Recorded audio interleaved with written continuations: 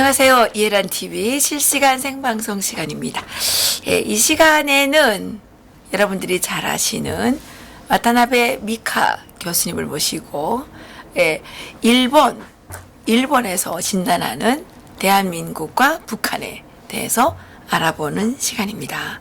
오늘도 수고해 주시는 와타나베 교수님 열렬히 환영해 주시기 부탁드리겠습니다. 안녕하세요, 교수님. 안녕하세요. 예, 오늘 또 아주 좋은 소식 가져오셨겠죠? 아, 네. 오늘은 어떤 소식입니까? 오늘은 그 연말이다 보니까 내년도 2019년도에 대한 예측이 여러 가지 나왔습니다. 아, 그래요? 예. 그 중에서 아주 신뢰도가 높은 전 대사님이신 그 무토 마사토시 대사. 예, 무토 전 대사님. 네, 무토 이분이 전 대사의 글을 가지고 있습니다. 네. 문재인은 북조선만 생각하는 사람이라고 네. 얘기하는 적이 그러니까 뭐 있죠. 외교 현장에서 직접 체감 온도로 느낀 그런. 그러니까요. 네, 근데 그 이야기입니다. 진짜 맞아요. 네. 아니, 지금 이분이 이때까지 하신 거는 저거밖에 없잖아요. 김정은 대변인. 맞습니다. 그래서 에이전트라고도 불리고 수석 대변인이라고도 예, 그렇죠. 불리고 이제 국제 북한 대변인으로 활약 중이신 우리나라 대통령. 그러니까 우리나라 대통령이라고 해야 되는데 글쎄요, 현재 대통령직을 맡고 있는 문재인 씨는 아주 국제적인 두통의 그 원인이 되고 있는 것 같습니다. 국제적인 두통. 그렇지. 우리 와타나베 교수님 말씀을 아주 잘하시네요. 감사합니다. 국제적인 두통의 문재인. 이게 아주 좋은 말씀. 네. 아주 이게 명철한 말씀이시네. 네. 국제적인 두통의 문재인. 국제 두통 유발. 이거 진짜 큰일입니다. 이게 그 다이아몬드 온라인이라는 잡지에 실린 기사인데요. 다이아몬드 온라인. 예. 이게 뭐 일본의 잡지입니다. 잡지죠? 예. 여기에 그 제목이 한국 문정권의 지지율 저하. 네. 2019년은 팔방에 맡긴 해가 된다. 예? 팔방. 사면이 사방팔방. 사면팔방이라고 하거든요. 사면팔방. 예. 사면팔방. 다 막힌다 이거예요? 다 바뀐다. 다 막힌다. 다 막힐 것이다라는 그런 예측입니다. 예, 지금 여러분들이 지금 석석 들어오시고 계십니다. 예, 사면팔방이 다 막힌다. 이걸 어느 분이 말씀하신 거예요? 무토 마사토시 전 무토 전 대사님. 대사님이 쓰신 글인데요. 굉장히 칼럼입니까? 컬럼입니다. 컬럼. 굉장히 여러 면에서 분석을 했는데 최근의 소식까지 일본 외교관 입장에서 잘 분석해서 나왔습니다. 그분이 다른 건 모르겠는데 어쨌든 문재인 대통령에 대해서는 상당한 정도로 해박한 지식을 갖고 계셨어요. 오랫동안 한국에 살면서 그 현장에서 여러 차례 또 만났고, 그랬죠. 또 예전부터 비서실장 시절에서부터 대북 정책을 어떤 식으로 그때부터 만난 해왔는지 지켜봤기 때문에 지켜보셨기 때문에 그리고 그렇군요. 실무 담당자들을 직접 많이 만나기도 하고 해서 그러셨군요. 문정권에 대해서는 아주 잘 알고 있는. 그러시죠. 분입니다. 그러면 본격적으로 무토 전 대사님의 2019년 사면 팔방이 막히는 문재인 정권 왜 그런지 진단 들어보도록 하겠습니다. 이거는 여러분 다 아시는 내용이지만 지밀에 처음으로 부지지율이 웃돌았고 금지에 물리고 있는 문재인 대통령이라는 제목으로 한국갤럽이 12월 21일 발표한 여론조사 결과를 가지고 이렇게 분석하고 있습니다. 지밀의 높은 지지율을 유지해 왔지만 부지지율이 46%, 부정적인 지지율이 그거죠? 부정적인 지지율이 46%. 그러니까 지지 안 한다. 비율이 46%. 지지율은 45%를 역전했다고 나와 있지만 현재는 그 차이가 벌어진 걸로 10% 이상 차이가 벌어진 걸로 알고 있습니다. 아, 그렇군요. 단 그 보수 진영의 그 제대 야당인 자유한국당 지지율도 1포인트 하락되어 있어서 그 문정권 지지율 조화를 충분히 살리지 못하고 있는 것이 안타깝다고 분석하고 있습니다. 무터 전 대사님께서 상당히 한국에 애정이 많으시군요. 네. 그 배경에 있는 것이 그 분위기, 그러니까 한국의 분위기 변화다라고 이야기하고 있습니다. 아, 분위기 변화. 그러니까 첫 번째 이유는 경제 정책이 완전한 실패로 끝났다는 것입니다. 경제 정책이? 네.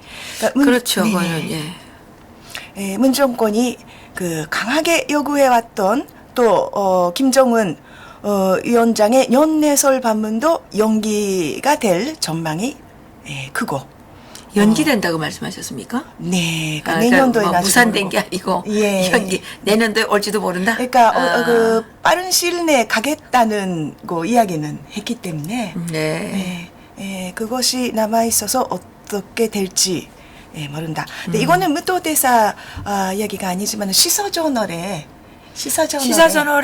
그 나왔죠. 연내에 30일 날 온다 그랬어요. 31일 날 진짜 원래 온다는 이야기가 나왔습니다. 그러니까 청와대 누구를 통해서 입수한 정보인지는 몰라도 그래도 청와대는 필사적으로 연내 답방을 추진하고 있는 것 같습니다. 그래요? 30일이면 내일 모레인데. 네. 그러니까 비밀리에 그렇게 그런 움직임도 그럴 수도 일각에서는 있겠어요. 있다. 그때 문재인 대통령도 부인 차를 타고 갑자기 38선로 넘어갔다 오지 않았습니까? 맞습니다. 5월 25일인가? 자유민주주의 국가에서는 있을 수 없는 국민들의 그렇죠. 공개도 그렇죠. 하지 않고 그렇죠.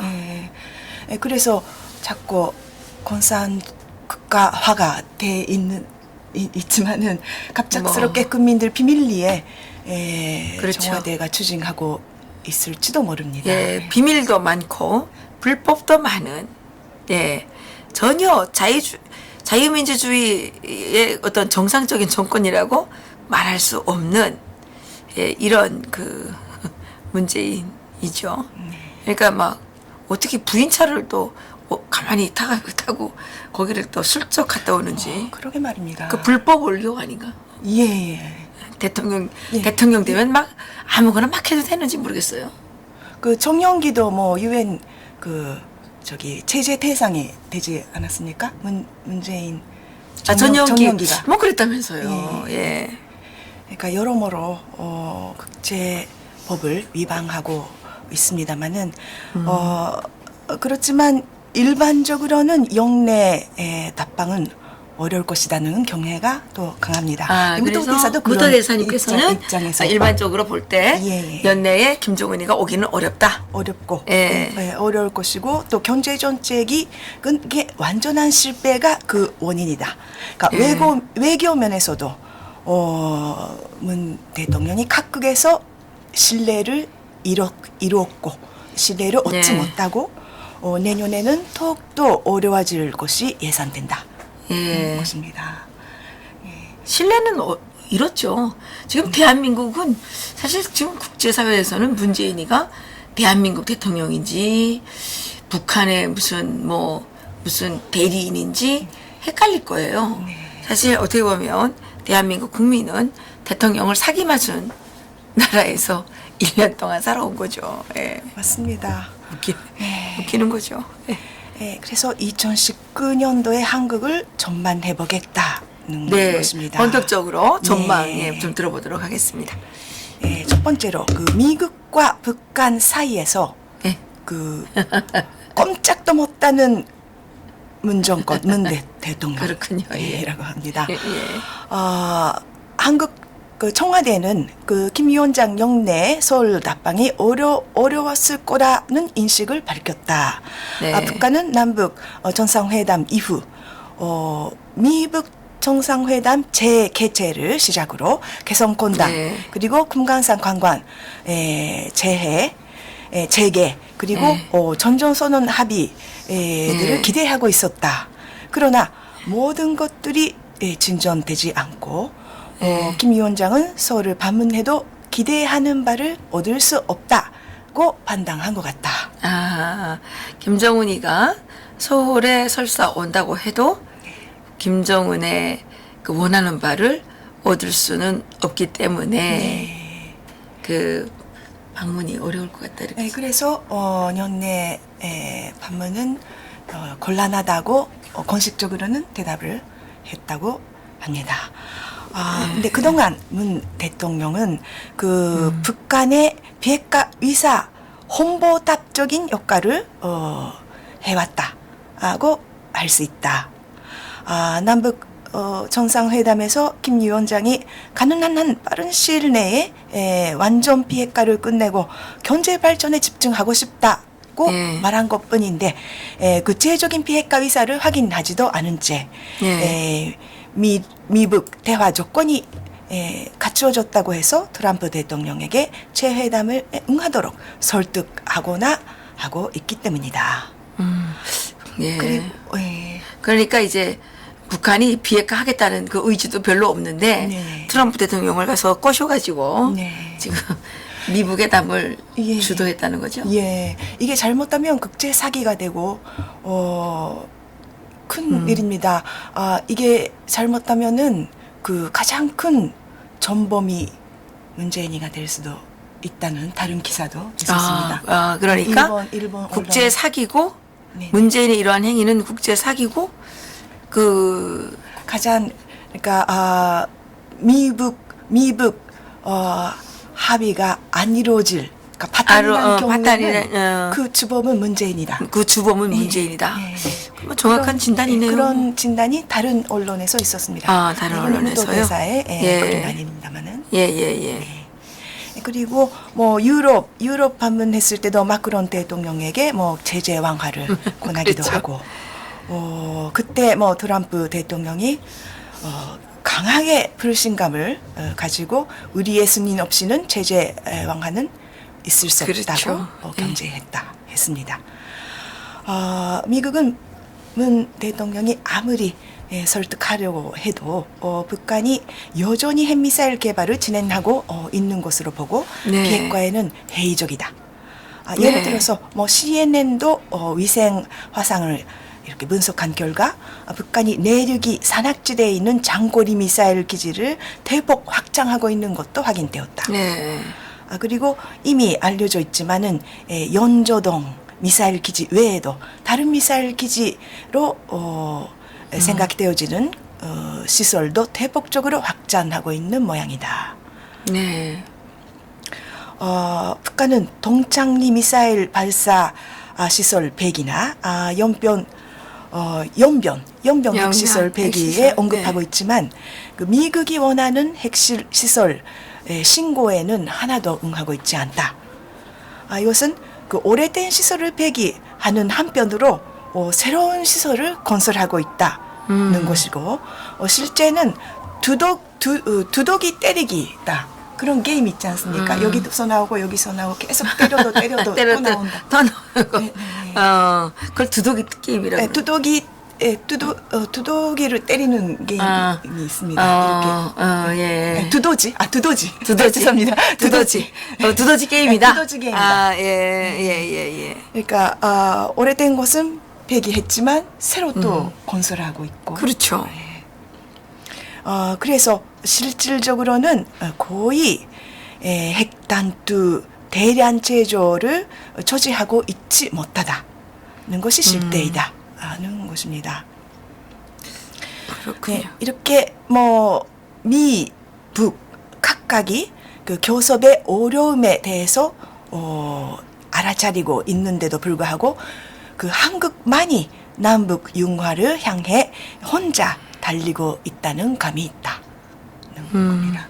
그러니까 북한도 이제 미국을 설득하기는 어려울 것이다고 이제 알아차리고 있고 미국도 이게 북한 비핵화는 쉽지 않다는 것을 그러니까 미국도 북한도 이제 인식하고 있는데 한국만이 인식을 못하고 있다는 분석입니다. 아, 그렇군요. 미국이 속힌 거죠.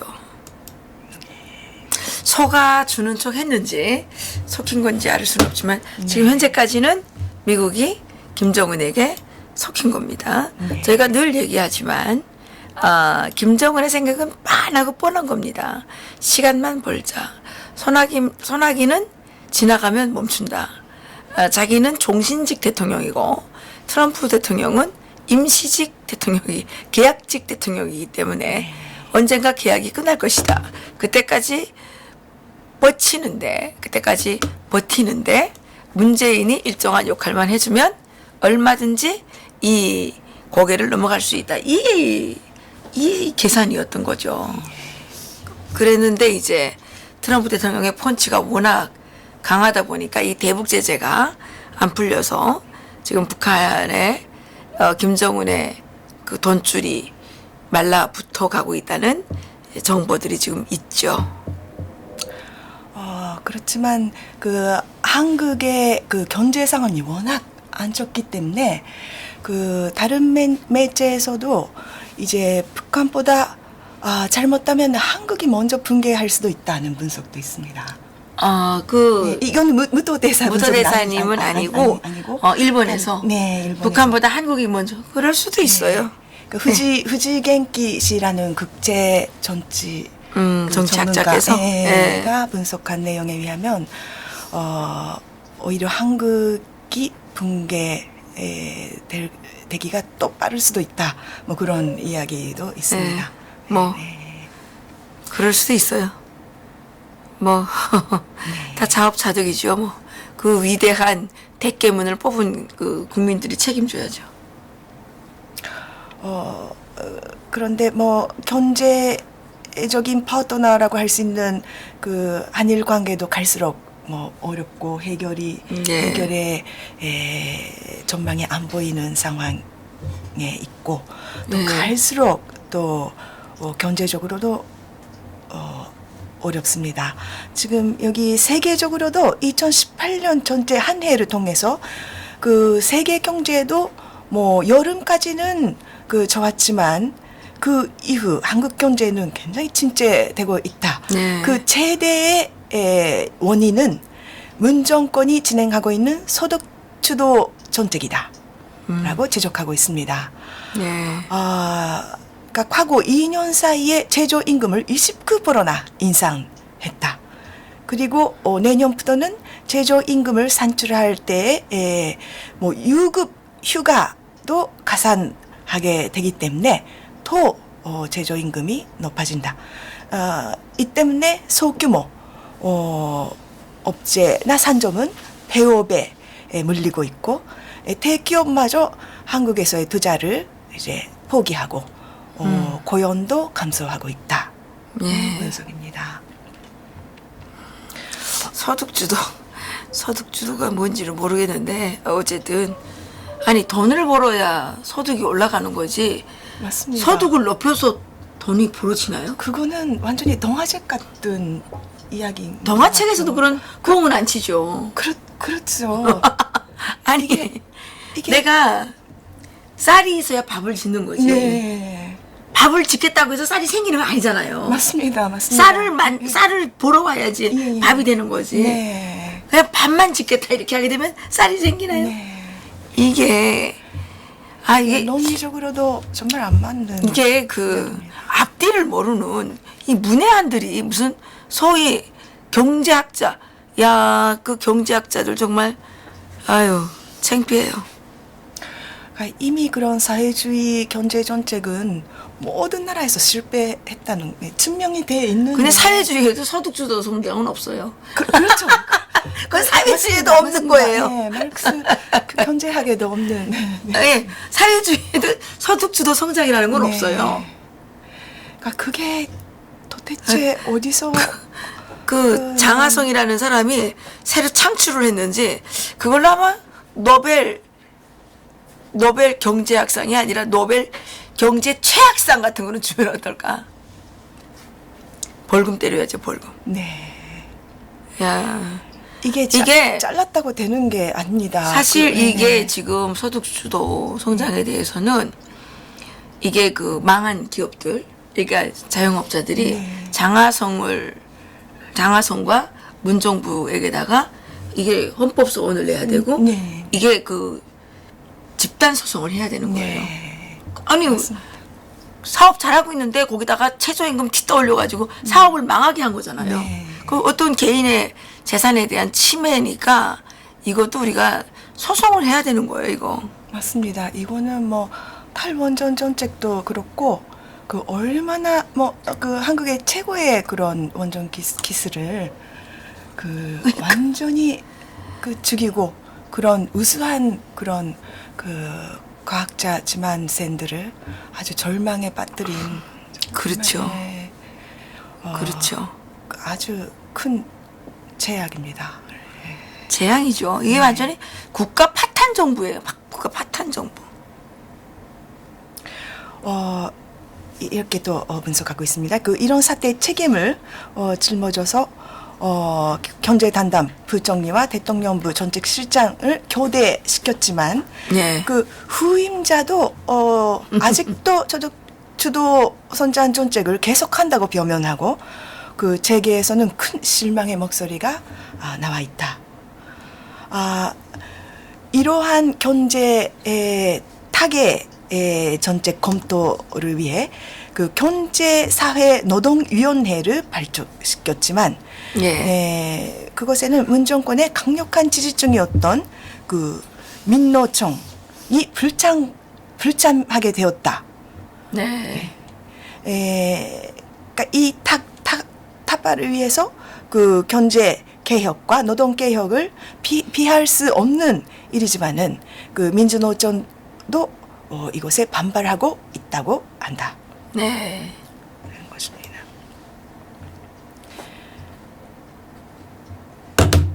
그 내년도에는 또 제한이 되는 것이 뭐냐면은 그러니까 한국 경제의 마지막 보루인 반도체 업계조차도 어려워질 전망입니다. 글쎄 내년도 그 예. 반도체 업체가 네네. 상당히 불황일 거라고 얘기들이 예. 많이 나오네요. 그러니까 세계 수요가 확 떨어질 것이라는 네. 전망이 있고 더욱더 어려운 그 경제 응용이 요구되고 있다. 그러나 지지층인 노조까지도 반대하는 그 규제 개혁을 진행할 수 있는 것인지 그리고 소득 주도 정책에 끝을 낼 수 있는 것일지 아니면 더욱더 벤치 한때는 채무, 정부 채무로 그동안 그 포주기 정책으로 그런대로 그 지지율을 유지해 왔지만은 더 이상 포주기 정책도 못하게 됐을 때에 국민의 불만이 폭발할 것이 우려된다는 이야기입니다. 근데 우파 정권에서 네네. 이 민노총이라든가 이런 종북들이 네. 막 들고 일어나는 거는 뭐 좀 쉽게 볼 수가 있는데 이 좌파 정부에서는 이게 태극기가 아무리 들고 일어나도 이게 별로 효과가 없어요. 이게 원인이 뭔지 모르겠어요. 그렇지만 그 국내에서는 그렇지만은 그런 움직임은 미국이 그 어느 나라보다도 자세하게 조사를 하고 있기 때문에 아 그래요? 그 CIA 이것도 뭐 여기하고 좀 다른 이야기지만 그 서울에 파견된 CIA 요원이 대폭 늘어나고 있다고 합니다. 그래서 그 진짜 민심이 어디에 있는지를 충분히 조사하고 있다고 알려지고 있습니다. 그래서 미국 정책을 태극기가 확실하게 움직이고 있기 때문에 국내에서는 여전히 어렵지만 그러나 국제사회는 그래도 지켜보고 있다고 좀 믿고 그렇게. 싶습니다. 예. 앞으로 더욱더 많이 알려야 되겠습니다만은. 그리고 또 이런 이렇게 신기하기에도 한국에서는 정권이 불안정해지면 대규모 사고가 발생한다는 이야기를 또 지적하고 있습니다. 그렇죠. 네. 뭐 안전사고가 네. 전혀 없는 나라 만들겠다고 선거 공약으로 발표하셨는데 네. 지금은 안전사고 없는 날이 없는 나라. 네. 안전사고가 일어나지 않는 날이 없는 나라가 지금 네. 된 거죠. 그렇습니다. 근데 그 이유를 그 무도 대사도 그 전문성의 전문성 부족으로 지적하고 있습니다. 그런 전문성. 안전사고가 발생하는 이유를 전문성 부족으로 지적하고 있는데, 예를 들어서 그 강원도 열차 달선 사고가 발생했는데 사고 현장에서 오영식 사장은 이번 사고는 기온이 많이 내려갔기 때문에 선로에 문제가 생겼다는 그 코멘트를 했지만은 철도에 대해서 너무나 무지하다는 전문가의 지적이 있었다. 그렇죠. 그 이 오 사장은 이른바 386 세대 전체 활동가이며 그 취임 후 활동으로서는 이렇게 스토로 해고된 그 직원의 복직이라든가 뭐 남북철도 연결 사업이라는 전체적인 활동만 해왔다. 네. 원래 한국철도공사와 자회사 5사 임원에 임명된 인물의 65%가 철도의 그 전문가가 아니라 낙하산이라고 한다. 네. 이런 인사를 계속하고 있으면 앞으로도 대형 사고 대책에 어려움이 언제든지 일어날 가능성이 있다. 예. 그런 것입니다. 그렇죠. 여기 이게 참 재미있는 댓글이 하나 올라와서 네네. 예, 소개를 좀 하나 네. 해드리고 갔으면 좋겠습니다. 이영락님께서 이런 댓글을 올려주셨는데요. 60년대 만화 중에 아버지와 아들이 번데기 장사를 했나 봐요. 그런데 둘이서 나름 머리를 좀 짜서 꾀를 냈는데 아들이 번데기를 사 먹고 그 돈으로 아버지가 또 사서 먹고 또 그 돈으로 아들이 사서 먹고 또 아버지가 또 사서 먹고 이제 계속 이렇게 돼서 장사는 상당히 잘 됐단 말이에요. 서로 사 먹으니까. 예. 그런데 나중에 알고 보니까 번데기만 다 없어지고 밑처럼 다 까먹었다는. 예.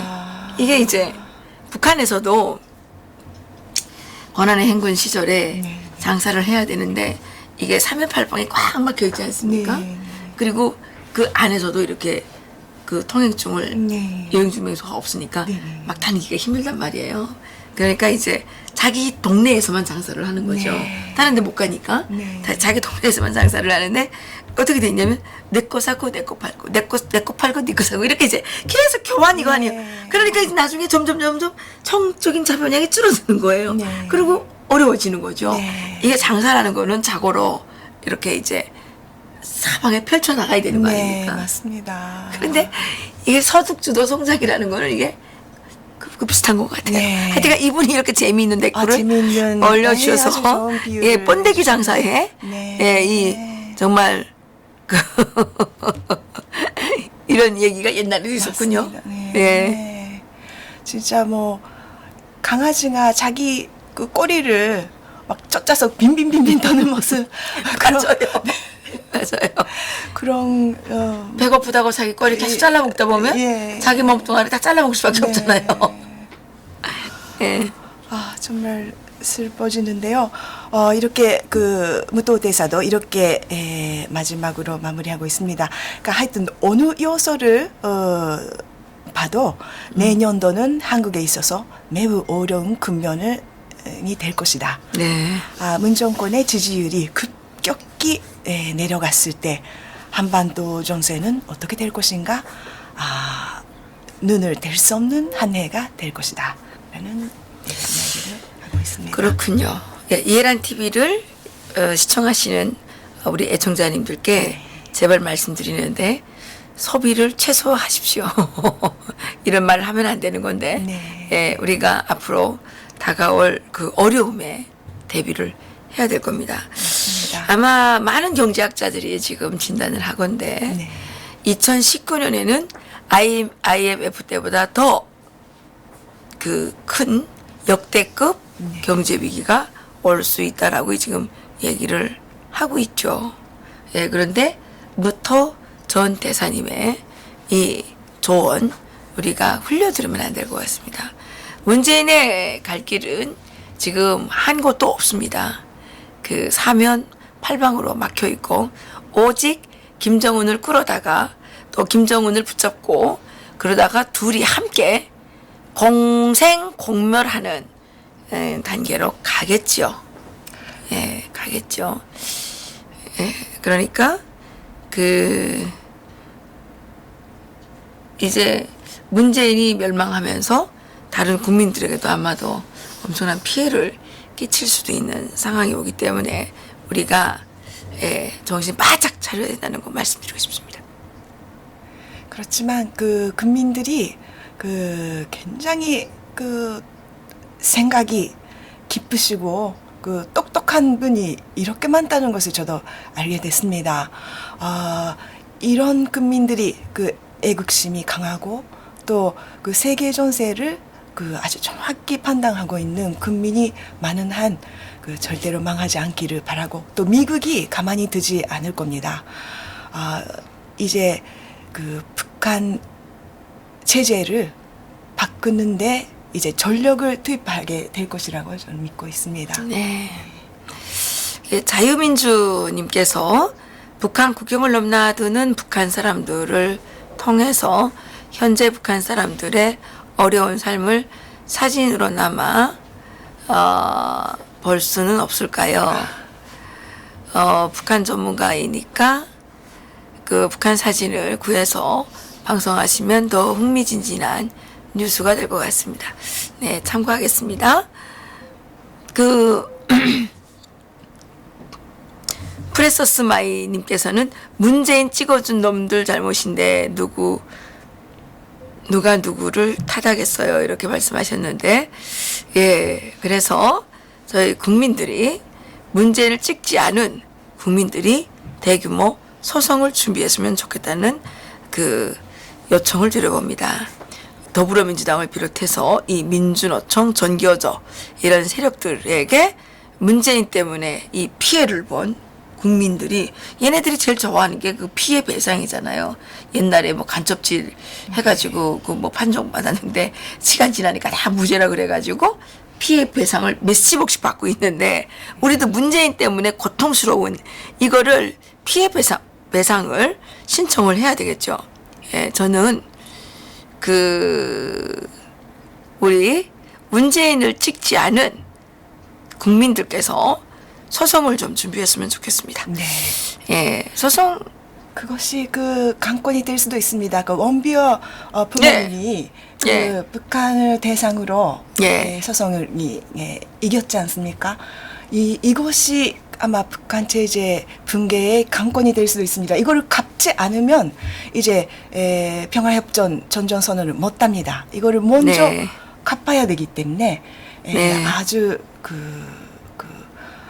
원비어 아드님을 잃으신 큰 희생을 큰 아픔을 겪으셨지만은 이것을 그냥 끝내지 않고 이렇게 힘을 행사하는 이제 실력 행사가 필요한 때인 것 같습니다. 네. 예, 여기 전민욱 님께서 박사님 여자친구가 말 안 통하는 대깨문입니다. 이럴 땐 헤어져야 하나요? 이렇게 이제 질의가 들어왔는데, 예, 말이 안 통하는 대깨문이라. 그런데 사실은 그래요. 종교가 달라도 상당히 함께 살기가 어려운데, 이게 이념이 다르면 상당히 어렵습니다. 저는 제 아들이라면, 예, 그런 여자친구하고는 사귀면 안 되니라 이렇게 얘기할 것 같아요. 왜냐하면 평생을 이념 갈등을 겪어야 되니까 이게 얼마나 고통스러운 건지 모르거든요. 예, 너무 깊은 관계가 아니라면 교육이 안 될 테니까 현명한 판단을 하시죠. 예, 또 피해 보상 받자. 레나님께서 이 스트레스 이렇게 이제 하셨는데, 예, 피해 보상 받아야 돼요. 우리가 이 피해 보상을 받을 수 있다라는, 예, 이 마음만 있어도 이 시대를 즐겁게 넘길 수 있습니다. 이거 다 피해 보상 받으면 되는 거예요. 걔네들 돈 많잖아요. 노무현 재단, 무슨 재단 해가지고 돈 엄청 많잖아요. 걔네들한테 우리가 다 피해 보상 받아야죠. 피해 보상 받읍시다. 그 우파에서 이제 이 피해 보상 받아가지고 변호사들 돈 많이 주게 되면 아마 우리 쪽에 어느 줄 서는 변호사가 엄청 많을 거예요. 예. 예, 레너님께서 대깨문은 진짜 노답이다. 이름이 다르면 아우심. 예, 대깨문. 대가리가 깨져도 문재인을 지지한다 그러니까 이거 이제 글쎄 약이 있을까요? 예. 그 여자친구에게 한번 물어보시죠. 대깨문을 택할래? 나를 택할래? 그렇죠? 뭐 아주 중요한 문제죠. 네. 예. 너가 대깨문을 택할 것이냐? 한번- 문재인을 따라서 영원히 갈 것이냐? 아니면 남자친구를 믿고 나를 따라올 것이냐? 이거를 물어야 되겠죠. 예. 이분께서는 문가가 되면 나라가 이렇게 될 줄 미리 예상한 1인입니다. 현명하십니다. 또 다른 소식 있으신가요? 네, 오늘은 네. 이 정도로. 이 정도로 하겠습니다. 네. 부터 전 대사님의 네. 예, 레너님께서 노무현 1년 예산이 200억이 넘는다고 합니다. 야, 그러면 빨리 우파들이요 단결하여. 전 노무현 재단 이사장이 문재인입니다. 예, 우리 문재인 때문에 이렇게 고통을 당하고 있고 정신적 피해 보상과 물질적 피해 보상을 우리가 반드시 물어야 되는 겁니다. 그래야 앞으로 그런 걸 우리가 하지 않으면 대통령 되는 자들은 자기가 아무거나 하면 되는 줄 알고 막 국민을 상대로 막 실험하고 국민을 토탄에 들게 하고 나라의 미래를 망가뜨리기 때문에 우리가 문재인을 찍지 않은 사람들은 다 투표가 있을 거 아니에요. 문재인을 찍지 않은 사람들은 집단 소송에 들어가기를 저는 요청드립니다. GBF님께서 하나센터가 해킹당해서 탈북민 997명의 이름, 나이, 주소가 털렸다고 합니다. 탈북민 개인정보가 해킹으로 대량 유출된 것은 전례가 없는 일이며 해당 직원이 관리 수칙을 어겼다고 합니다. 그 직원이 일부러 그랬는지 모르고 그랬는지 알 수 없으나 이거는 책임을 져야 되겠죠. 근데 센터, 이 남북 하나재단 자체가 없어져야 되는 거예요. 탈북자들에게 별 도움이 하나도 안 됩니다. 남북 하나재단이라는 것은 지금 통일부에서 이렇게 정년퇴직 하여튼간 이런 사람들이 또다시 실버센터에 가는 것처럼 거기 또 가가지고 낙하산 돼가지고 거기 가서 월급 타먹는 데입니다. 저는 남북 하나재단 해체하는 게 답이라고 생각을 합니다. 저희도 탈북자들이고 탈북자들을 고용하지만 남북 하나재단 직원들, 간부들 와서 밥 한 끼 사주는 걸 본 적이 없어요. 이 사람들은 저희들의 이름을 팔아서 자기들의 월급을 챙겨가는 집단입니다. 전직 공무원 출신들이 거기 지금 다 포진되어 있고요. 이 사람들의 연봉이 7천만 원 이상, 다 거의 억대에 가까운 연봉들을 받고 있어요. 이건 뭡니까 이게? 네네. 포퓰리즘 정책에 이용하는 이거는 거죠. 나라의 국부가 손실되는 거지. 탈북자들을 위해서 이 사람들이 하는 것도 별로 없어. 이렇게 명단이나 다 털려가지고 이게 뭐 하는 짓이에요? 이것도 다 소송해야 되겠네. 그리고 거기에도 이제 특정 이념을 가진 사람들이 포진해 있기 때문에 상당히 위험하다고 생각합니다. 그래서 저희는 남북 하나재단 쪽에 이제 거기가 가보지도 않아요. 많은 탈북자들이 그럴 겁니다. 쓸데도 없는 동포사랑을 핫뚝 만들어가지고 하나씩 보내면 되는데 한 집에 몇 개씩 보내줘요. 이거 왜 몇 개씩 한 건 보면 되지. 쓸데없는데 이렇게 예산을 많이 낭비한단 말이에요. 한 개 단체에 한 개씩 보내주면 다 돌려가면 읽으면 돼요. 근데 그거를 막 몇 건씩 보내요. 만들어서 보낼 데가 없는 거예요. 이렇게 나라에 지금 국부가 정말 물 흐르듯이 이렇게 손실되고 있는 겁니다. 그런데 죄송합니다, 박사님. 제가 그 이동 시간이 있어서 아, 다음 일정이 있어서 그러시군요. 지금 예, 예, 출발해야 될 때가 네, 네. 죄송해요. 예, 괜찮습니다. 예. 정말 예, 우리 또 죄송합니다. 와타나베 교수님께서 다음 일정으로 예, 또 출발을 하셔야 되고요. 네, 예. 그 대화를 계속. 저는 이제 네, 조금 질문, 더 네. 방송을 하도록 하겠습니다. 여러분 죄송합니다. 예. 다음에 또 뵙겠습니다. 괜찮습니다.